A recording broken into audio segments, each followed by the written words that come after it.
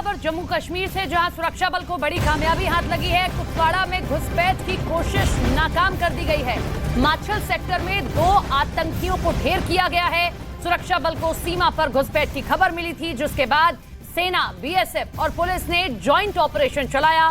इस दौरान 2 आतंकियों को मार गिराया है। कल पुंछ में भी 4 आतंकी मारे गए थे। ये बड़ी खबर जम्मू कश्मीर से आप देख रहे हैं, जहां सुरक्षा बलों को ये बड़ी कामयाबी हाथ लगी। कुपवाड़ा में घुसपैठ की कोशिश थी, जिसे नाकामयाब कर दिया गया। माछिल सेक्टर में 2 आतंकी हैं जिन्हें ढेर किया गया। कल भी हमने देखा कि एक बड़ा ऑपरेशन चलाया गया।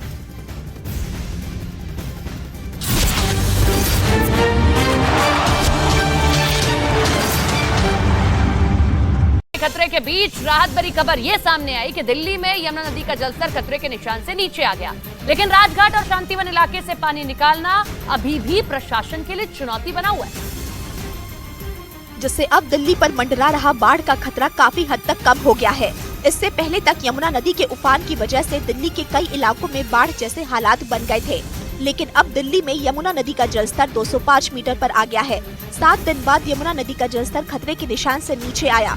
बीती 10 जुलाई को पहली बार यमुना नदी का जलस्तर खतरे के निशान से ऊपर गया था, जिसके बाद आधी दिल्ली यमुना के बाढ़ के पानी में डूब गई थी।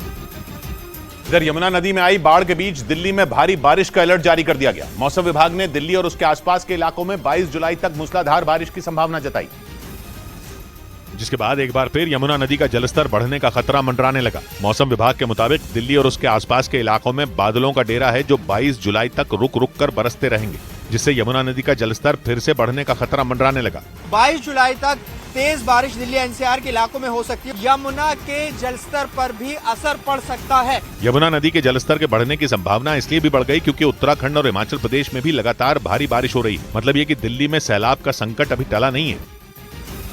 उधर दिल्ली में यमुना का जलस्तर खतरे के निशान से नीचे तो आ गया, लेकिन राजघाट और शांतिवन इलाके से पानी निकालना अभी भी प्रशासन के लिए सबसे बड़ी चुनौती है, जिसके लिए राजघाट और शांतिवन इलाके से पानी निकालने का काम तेजी से जारी है। और दिल्ली के उपराज्यपाल विनय सक्सेना ने भी इन इलाकों से पानी निकालने को प्राथमिकता बताया। हमारी प्रायोरिटी है कि राजघाट शांतिवन का जो एरिया है, यहाँ से पानी को निकाल देना।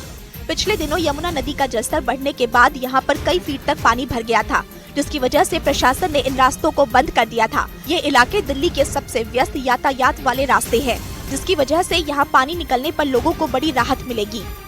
इधर उत्तराखंड के उत्तरकाशी जिले में लगातार हो रही बारिश की वजह से पहाड़ खिसकने की एक खौफनाक तस्वीर सामने आई, जिसमें गंगोत्री हाईवे पर मनेरी के पास सामान ढोने वाली एक छोटी गाड़ी अचानक मलबा आने की वजह से गहरी खाई में गिर गई। हालांकि उस गाड़ी के ड्राइवर की जान बाल बाल बच गई। वहां मौजूद किसी शख्स ने इस खौफनाक घटना को अपने मोबाइल कैमरे में रिकॉर्ड कर लिया। हादसे के वक्त वहां मौजूद लोगों ने बताया कि बारिश की वजह से गंगोत्री हाईवे पर मलबा आने लगा। सभी लोग जहां थे वहीं रुक गए, लेकिन सामान ढोने वाली इस छोटी गाड़ी का ड्राइवर मलबे को पार करके वहां से जाने की कोशिश करने लगा, लेकिन मलबे में उसकी गाड़ी फंस गई और सड़क के बिल्कुल किनारे पर पहुंच गई, जिसके बाद पहाड़ से पानी के साथ इतनी तेजी से मलबा आया कि उसने एक ही झटके में गाड़ी को नीचे धकेल दिया और वो पलटते हुए गहरी खाई में जा गिरी। गनीमत ये रही कि हादसे से पहले गाड़ी का ड्राइवर उससे निकल गया, जिससे उसकी जान बच गई।